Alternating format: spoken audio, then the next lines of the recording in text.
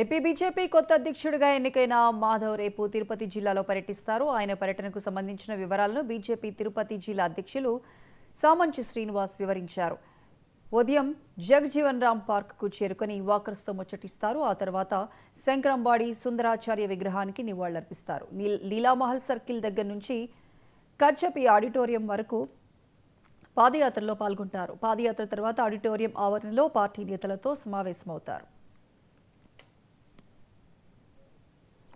ఇవాళ ఆంధ్రప్రదేశ్ భారతీయ జనతా పార్టీ నూతన అధ్యక్షులుగా ఇటీవలే బాధ్యతలు చేపట్టినటువంటి పివిఎన్ మాధవ్ గారు మాజీ ఎమ్మెల్సీ, మొదటి నుంచి మాతో అఖిల భారతీయ విద్యార్థి పరిషత్తులో కలిసి పనిచేసినటువంటి వ్యక్తి.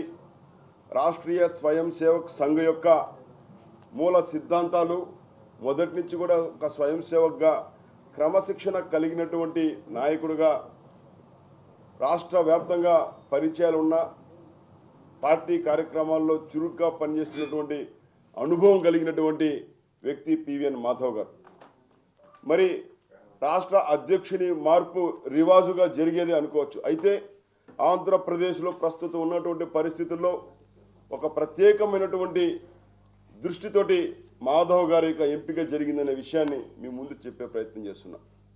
మరి మాధవ్ గారు బాధ్యతలు చేపట్టిన తర్వాత ఆంధ్రప్రదేశ్లో జిల్లాల వారీగా పర్యటనను దేవుని గడప కడప జిల్లా నుంచి వారు పర్యటన ప్రారంభించడం జరిగింది.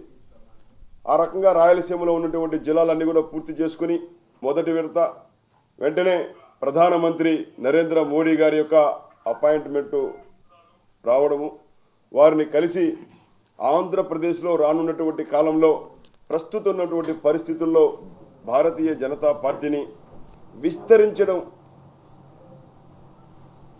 ప్రజలను పార్టీ వైపు ఆకర్షితులు చేయడానికి అవసరమైనటువంటి దిశ